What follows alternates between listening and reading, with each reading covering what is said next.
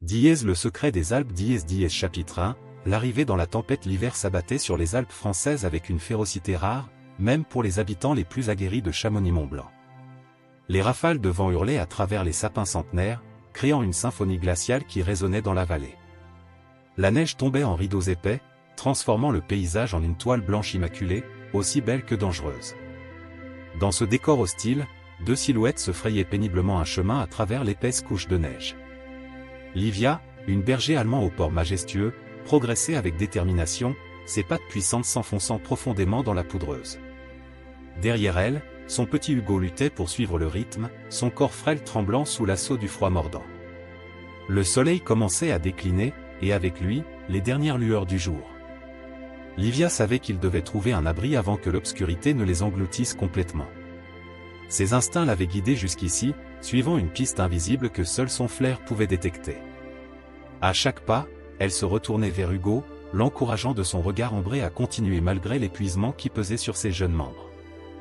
Au loin, à peine visible à travers le rideau de neige, se dressait un ancien chalet. Ses murs de bois sombre et son toit pentu semblaient défier les éléments, une lueur chaleureuse filtrant à travers ses fenêtres givrées. C'était la demeure de Jean-Luc, un homme dont la réputation dans la vallée était aussi mystérieuse que respectée. Les villageois parlaient de lui comme d'un guérisseur pour les animaux, un solitaire qui avait choisi de vivre en harmonie avec la montagne plutôt qu'avec les hommes. Alors que Livia et Hugo approchaient du chalet, leurs forces s'amenuisaient dangereusement. Le petit Hugo trébucha une dernière fois, s'effondrant dans la neige. Sans hésiter, sa mère le saisit délicatement par la peau du cou, portant son précieux fardeau les derniers mètres qui les séparaient du salut. Avec ses dernières forces, elle gratta à la porte massive du chalet, son souffle formant des nuages de vapeur dans l'air glacé. La porte s'ouvrit, révélant la silhouette imposante de Jean-Luc. Ses yeux gris, habitués à la solitude, s'écarquillèrent de surprise devant la scène qui se jouait sur son perron. Sans un mot, il s'écarta pour laisser entrer les deux animaux, comprenant instinctivement l'urgence de la situation. La chaleur du feu qui crépitait dans l'âtre les enveloppa immédiatement, créant un contraste saisissant avec le froid mordant qu'il venait de quitter. Jean-Luc observa attentivement ses visiteurs inattendus. Alors qu'il s'agenouillait pour examiner Hugo, son regard fut attiré par un éclat métallique au cou de Livia. Ce n'était pas une simple médaille d'identification comme en portent les chiens domestiques, mais quelque chose de plus ancien, de plus significatif. Une inscription à moitié effacée brillait faiblement à la lumière du feu, mais il décida de reporter son examen à plus tard. Pour l'instant, la priorité était de réchauffer et de soigner ces créatures que le destin avait menées jusqu'à lui. Le silence du chalet n'était plus rompu que par le crépitement des flammes et la respiration laborieuse du petit Hugo. Jean-Luc ignorait encore que ces visiteurs inattendus allaient bouleverser sa vie paisible et faire ressurgir des secrets longtemps enfouis dans les neiges éternelles des Alpes. Cette nuit-là, alors que la tempête faisait rage à l'extérieur, quelque chose d'ancien et de puissant s'était mis en mouvement dans les montagnes, quelque chose qui attendait son heure depuis des années. Dièse le secret des Alpes dièse chapitre 2, les premiers mystères. Les jours qui suivirent l'arrivée de Livia et Hugo furent marqués par une routine paisible, rythmée par les soins que Jean-Luc prodiguait au petit chiot. La tempête s'était momentanément calmée, laissant place à un silence ouaté que seul le craquement de la neige sous les pas venait troubler. Pourtant, sous cette apparente tranquillité, des événements étranges commençaient à se manifester. Un matin, alors que l'aube teintait à peine le ciel d'un rose pâle, Jean-Luc découvrit des empreintes mystérieuses autour du chalet. Elles ne correspondaient ni aux siennes, ni à celles de ses invités à quatre pattes. Ces traces, profondes et régulières, formaient un cercle parfait autour de sa demeure, comme si quelqu'un ou quelque chose avait monté la garde pendant la nuit. Intrigué, il suivit leur piste jusqu'à la lisière de la forêt, où elle disparaissait brusquement. À l'intérieur du chalet, Hugo montrait des signes de rétablissement, mais son comportement devenait de plus en plus intrigant. Le chiot passait de longues minutes à fixer des points précis dans la pièce, ses oreilles dressées et sa queue frétillante, comme s'il percevait une présence invisible aux yeux humains. Livia, quant à elle, semblait particulièrement agitée les soirs de pleine lune, grattant doucement le plancher près de la cheminée. Jean-Luc décida d'examiner plus attentivement la médaille que portait Livia. Après l'avoir délicatement nettoyée, il découvrit un symbole complexe gravé dans le métal, un entrelac de lignes formant ce qui ressemblait à une rose des vents, mais avec des motifs qu'il n'avait jamais vus auparavant. Au centre, une inscription en latin à moitié effacée semblait raconter une histoire dont les mots manquants emportaient avec eux leur part de mystère. Un soir, Alors qu'il rangeait du bois pour le feu, son regard fut attiré par une marque similaire gravée sur l'un des piliers du chalet. Le symbole, presque invisible sous des années de peinture écaillée, était identique à celui de la médaille d'Olivia. Cette découverte fit naître en lui un sentiment étrange, comme si les pièces d'un puzzle ancien commençaient à s'assembler. La bibliothèque du chalet, héritée des précédents propriétaires, regorgeait de vieux livres sur l'histoire de la région. Jean-Luc y passa ses soirées, recherchant la moindre mention du symbole ou d'événements inexpliqués dans les montagnes. Ces recherches le menèrent à des récits étranges de chiens guides extraordinaires qui, depuis des générations, semblaient protéger les voyageurs égarés dans les Alpes. Une nuit particulièrement froide, alors que le vent s'était levé à nouveau, des bruits inhabituels réveillèrent Jean-Luc. Des pas feutrés résonnaient dans le grenier, accompagnés de murmures à peine audibles. Hugo, couché près du feu, fixait le plafond avec une intensité troublante, tandis que Livia restait étrangement calme, comme si ces manifestations lui étaient familières. Le lendemain matin, Jean-Luc découvrit que la neige autour du chalet avait fondu selon un motif précis, dessinant au sol le même symbole que celui de la médaille. Cette fois, il en était certain, Livia et Hugo n'étaient pas arrivés chez lui par hasard. Une force mystérieuse les avait guidés jusqu'à son chalet, et il commençait à comprendre que sa propre présence dans ces montagnes n'était peut-être pas non plus le fruit du hasard. Alors qu'il contemplait ces nouvelles découvertes, un hurlement lointain résonna dans la vallée. Ce n'était pas le cri d'un loup ordinaire, mais quelque chose de plus ancien, de plus profond. Livia se redressa immédiatement, ses yeux fixés sur l'horizon comme si elle attendait un signal. Jean-Luc sentit que les mystères qui l'entouraient étaient sur le point de prendre une nouvelle dimension, une dimension qui dépassait tout ce qu'il avait pu imaginer jusqu'alors. Le secret des Alpes. Chapitre 3, les échos du passé. Une nouvelle tempête s'abattit sur les Alpes, isolant complètement le chalet du reste du monde. Les réserves de nourriture s'amenuisaient, forçant Jean-Luc à explorer les moindres recoins de sa demeure à la recherche de provisions. C'est ainsi qu'il découvrit, dans un coin reculé de la cave, une trappe dissimulée sous de vieux tapis poussiéreux. Le bois grinça sous ses doigts lorsqu'il souleva la lourde porte. L'air qui s'en échappa portait l'odeur du temps figé et des secrets oubliés. Une échelle de bois descendait dans l'obscurité. Jean-Luc, suivi de près par Livia, s'aventura dans cette pièce secrète, sa lampe projetant des ombres dansantes sur les murs de pierre brute. La pièce souterraine était étonnamment vaste. Des étagères couvertes de toiles d'araignée s'alignaient le long des murs, supportant des dizaines de journaux jaunis et de vieux registres. Mais ce qui attira immédiatement son attention fut une grande malle en cuir, son fermoir orné du même symbole que la médaille d'Olivia. À l'intérieur de la malle, Jean-Luc découvrit un uniforme ancien de la brigade de sauvetage en montagne, soigneusement plié. Sous l'uniforme se trouvait un journal intime, ses pages cornées témoignant de nombreuses lectures. Il appartenait à Antoine Dubois, un maître-chien de la brigade alpine dans les années 1950. Les premières pages révélaient l'existence d'une lignée spéciale de chiens de sauvetage, dotés de capacités extraordinaires. Selon les écrits d'Antoine, ces chiens n'étaient pas de simples animaux. Ils étaient les gardiens d'un ancien pacte entre les hommes et les esprits de la montagne. Chaque génération de ces chiens naissait avec une mission, protéger les voyageurs égarés et maintenir l'équilibre entre le monde des hommes et celui des esprits des Alpes. Plus Jean-Luc lisait, plus les événements récents prenaient sens. Les comportements étranges de Hugo, les empreintes mystérieuses, les phénomènes inexpliqués. Tout était lié à cet héritage ancestral. Le journal mentionnait également une prophétie: tous les 100 ans, un nouveau gardien devait être choisi, un être humain capable de comprendre et de guider ces chiens extraordinaires. Soudain, un bruit sourd résonna au-dessus de leur tête. Hugo, resté à l'étage, se mit à aboyer frénétiquement. Jean-Luc et Livia remontèrent précipitamment, le journal serré contre sa poitrine. Dans le salon, le petit chiot fixait intensément le grand miroir accroché au-dessus de la cheminée. La surface réfléchissante semblait onduler comme de l'eau, et pendant un bref instant, Jean-Luc crut apercevoir une silhouette familière. Cette nuit-là, incapable de dormir, il continua sa lecture à la lueur des flammes. Les dernières pages du journal contenaient des avertissements inquiétants. Antoine parlait d'une menace grandissante, d'un déséquilibre imminent qui pourrait mettre en péril l'harmonie des montagnes. La dernière entrée, datée de la veille de sa disparition, mentionnait un rituel inachevé et une promesse qui devait être tenue. À l'extérieur, la tempête redoubla d'intensité.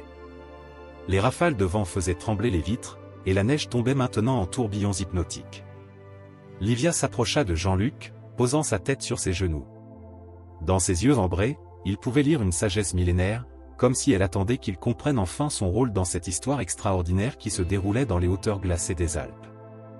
Le secret des Alpes chapitre 4, la révélation. L'aube se levait à peine lorsque Jean-Luc fut réveillé par un changement subtil dans l'atmosphère du chalet. La tempête s'était tue, laissant place à un silence surnaturel. Les premiers rayons du soleil traversaient les vitres givrées, créant des arcs-en-ciel miniatures sur les murs. Hugo, assis devant la fenêtre, suivait du regard quelque chose d'invisible, sa queue remuant doucement. En s'approchant de la fenêtre, Jean-Luc resta stupéfait. La neige autour du chalet s'était cristallisée en forme géométrique parfaite, créant un immense mandala naturel qui s'étendait sur plusieurs mètres. Au centre de ce motif, le symbole de la médaille de Livia brillait comme s'il avait été tracé avec de la lumière pure. Livia se tenait à ses côtés, son regard intense fixé sur l'horizon. Soudain, elle se dirigea vers la porte, grattant doucement le bois. Jean-Luc comprit qu'elle voulait lui montrer quelque chose. Enfilant rapidement son manteau et ses bottes, il suivit les deux chiens à l'extérieur. L'air était étrangement doux pour la saison, comme si le temps lui-même s'était arrêté. Ils marchèrent pendant près d'une heure, s'enfonçant toujours plus profondément dans la forêt. Les arbres semblaient s'écarter sur leur passage, créant un chemin naturel. Au détour d'un sentier, ils arrivèrent dans une clairière cachée. Au centre se dressait un cercle de pierres anciennes, chacune gravée du même symbole que la médaille. La neige n'avait pas touché cet endroit, comme si une force invisible le protégeait. Jean-Luc sortit le journal d'Antoine de son sac. Les dernières pages parlaient de cet endroit sacré, décrit comme un point de convergence entre le monde des hommes et celui des esprits. Selon les écrits, c'était ici que le rituel de passage devait avoir lieu, un rituel qui n'avait pu être complété il y a 100 ans. Alors qu'il lisait ces lignes à voix haute, le vent se leva doucement, faisant tourbillonner les feuilles mortes autour d'eux. Hugo se mit à briller d'une lueur douce, ses yeux reflétant une sagesse qui dépassait son jeune âge. Jean-Luc comprit alors que le petit chiot n'était pas simplement malade lorsque Livia l'avait amené au chalet, il était en pleine transformation. Les pierres du cercle commencèrent à vibrer doucement, émettant un son cristallin qui résonnait dans l'air glacé. Des formes lumineuses apparurent entre les arbres, semblables à des aurores boréales en plein jour. Jean-Luc reconnut dans ces manifestations les esprits dont parlait le journal, les gardiens ancestraux des montagnes. Une voix, portée par le vent, murmura des mots dans une langue oubliée. Livia s'avança au centre du cercle, sa médaille brillant d'un éclat surnaturel. Elle était plus qu'une simple chienne de sauvetage, elle était la gardienne actuelle, celle qui devait transmettre le flambeau à la nouvelle génération. Jean-Luc réalisa alors pourquoi il avait été guidé jusqu'ici, pourquoi sa vie l'avait mené dans ces montagnes. Il n'était pas un simple vétérinaire retiré du monde, mais le prochain gardien humain, celui qui devait accompagner Hugo dans sa destinée. Les pièces du puzzle s'assemblaient enfin, révélant une image plus grande qu'il n'aurait jamais pu l'imaginer. Le secret des Alpes chapitre 5, l'héritage des gardiens. Le cercle de pierre s'illumina d'une lueur de plus en plus intense, baignant la clairière d'une lumière surnaturelle. Les formes spectrales qui dansaient entre les arbres prirent peu à peu des contours plus définis. Jean-Luc reconnut avec stupéfaction la silhouette d'Antoine Dubois, telle qu'il l'avait vue sur les vieilles photographies du journal. L'ancien maître-chien se tenait devant eux, son apparition aussi réelle que les arbres centenaires qui les entouraient. « Je vous attendais, » dit Antoine, sa voix résonnant comme un écho lointain. « Depuis 100 ans, nous guettons l'arrivée du prochain gardien. Le temps est venu de restaurer l'équilibre. » Il s'approcha de Hugo, posant une main spectrale sur la tête du chiot. Ce petit être porte en lui l'essence même des gardiens, mais il aura besoin d'un guide pour accomplir sa destinée. Jean-Luc apprit alors la véritable histoire des gardiens. Depuis des millénaires, les esprits des montagnes avaient établi une alliance avec certains chiens et leurs guides humains. Ensemble, ils protégeaient non seulement les voyageurs égarés, mais aussi l'équilibre sacré entre le monde physique et spirituel. Chaque siècle, un nouveau duo devait être choisi pour maintenir cette harmonie. Livia s'avança, sa médaille projetant des rayons de lumière qui formaient des motifs complexes sur la neige. Elle était la dernière gardienne de l'ancienne génération, celle qui avait porté le fardeau bien au-delà de son temps, attendant le moment propice pour transmettre le flambeau. Son fils, Hugo, était né avec le don, mais sa transformation ne pouvait s'accomplir sans l'aide d'un guide humain. Les esprits des anciens gardiens se manifestèrent l'un après l'autre, formant un cercle autour d'eux. Chacun portait une histoire, un sacrifice, une mission accomplie dans ces montagnes éternelles. Jean-Luc comprit que sa solitude, son affinité avec les animaux, son installation dans ce chalet isolé, rien n'était dû au hasard. Il avait été choisi, préparé pour ce moment depuis longtemps. Antoine révéla alors l'urgence de la situation. L'équilibre était menacé.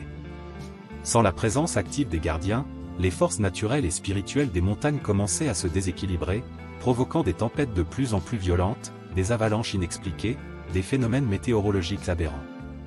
Le temps pressait pour accomplir le rituel de passage. Guidé par les esprits, Jean-Luc plaça ses mains sur Hugo et Livia. Une énergie ancienne commença à circuler entre eux, créant un lien invisible mais puissant. Les yeux du petit chiot s'illuminèrent d'une sagesse millénaire, tandis que son corps rayonnait d'une aura dorée. La transformation avait commencé. Soudain, un grondement sourd fit trembler la terre. Le ciel s'assombrit brutalement, et un vent glacial s'engouffra dans la clairière. Les esprits s'agitèrent, leur lumière vacillant comme des flammes dans la tempête. Antoine, son visage empreint d'inquiétude, prononça des paroles qui glacèrent le sang de Jean-Luc. Les forces de l'ombre approchent. Elles tentent d'empêcher le rituel. Nous devons le terminer maintenant, ou tout sera perdu pour le siècle à venir. La neige se mit à tourbillonner autour d'eux, formant des silhouettes menaçantes qui tentaient de briser le cercle sacré. Jean-Luc sentit la peur l'envahir, mais le regard confiant de Livia lui redonna courage. Il savait ce qu'il devait faire. Le moment était venu de prendre sa place dans cette histoire millénaire, de devenir le gardien qu'il était destiné à être. Le secret des Alpes chapitre 6, le nouveau commencement face aux forces obscures qui menaçaient le cercle sacré. Jean-Luc puisa au plus profond de lui-même une force qu'il ne se connaissait pas, guidé par l'instinct et les murmures des esprits. Il récita les paroles anciennes inscrites dans le journal d'Antoine, des mots dont il comprenait maintenant le véritable pouvoir. Le cercle de pierre vibra d'une énergie nouvelle, repoussant les ombres menaçantes. Hugo, toujours enveloppé de son aura dorée, se dressa fièrement malgré sa petite taille. Ses yeux reflétaient désormais toute la sagesse des anciens gardiens, et sa présence irradiait une force tranquille qui apaisait la tempête environnante. Livia s'avança une dernière fois vers le centre du cercle. Sa médaille se détacha d'elle-même, flottant dans l'air avant de se poser doucement autour du cou de Hugo. Au moment du contact, une onde de lumière pure se propagea dans toute la clairière, dissipant les dernières ombres. La transformation était complète. Les esprits des anciens gardiens, Antoine en tête, s'inclinèrent devant le nouveau duo. Le pacte est renouvelé, proclama Antoine, sa voix résonnant comme un écho des montagnes. L'équilibre sera maintenu pour un nouveau siècle. Jean-Luc, Hugo, vous êtes désormais les gardiens des secrets des Alpes. Votre mission est de protéger non seulement les voyageurs égarés, mais aussi l'harmonie entre les mondes. Livia, sa tâche accomplie, s'approcha de son fils. Leurs regards se croisèrent dans un moment d'une intensité bouleversante. Elle avait accompli sa mission, guidant non seulement son fils vers son destin, mais aussi trouvant le guide humain capable de l'accompagner dans cette nouvelle ère. Le soleil perça enfin les nuages, illuminant la clairière de ses rayons dorés. La neige scintillait de mille feux, comme si des diamants avaient été éparpillés sur le sol. Les esprits commencèrent à s'estomper, retournant à leur royaume, mais leur présence restait palpable dans l'air cristallin des montagnes. Jean-Luc, Hugo et Livia reprirent le chemin du chalet, transformés par l'expérience qu'ils venaient de vivre. Le lien qui les unissait désormais dépassait l'entendement humain. Ils savaient que leur vie ne serait plus jamais la même, mais ils étaient prêts à assumer leurs nouvelles responsabilités. Dans les années qui suivirent, les habitants de la vallée remarquèrent des changements subtils. Les tempêtes semblaient moins violentes, les randonneurs égarés retrouvaient mystérieusement leur chemin, et une atmosphère de paix semblait régner sur les montagnes. Peu savaient que cette harmonie était maintenue grâce à un homme solitaire, un jeune chien extraordinaire, et une brave chienne qui avait su les réunir. Le chalet de Jean-Luc devint un phare d'espoir dans les Alpes, un lieu où les voyageurs en détresse trouvaient toujours refuge. Hugo grandit en force et en sagesse, développant des capacités qui dépassaient l'imagination. Ensemble, ils veillaient sur les montagnes, gardiens silencieux d'un secret aussi ancien que les Alpes elles-mêmes. Fin de l'histoire, chers auditeurs, nous espérons que cette histoire mystérieuse des gardiens des Alpes vous a transporté dans un monde où la magie et la réalité se confondent. Pour découvrir d'autres récits enchanteurs comme celui-ci, nous avons créé une playlist spéciale que vous trouverez en cliquant sur le lien à gauche. Si cette histoire vous a touché, n'oubliez pas de vous abonner à notre chaîne et de laisser un « j'aime » à la vidéo. Chaque jour, nous partageons de nouvelles histoires qui explorent les mystères et les merveilles de notre monde. Rejoignez-nous dans les commentaires pour partager vos impressions et vos propres histoires de rencontres mystérieuses dans les montagnes. À très bientôt pour de nouvelles aventures.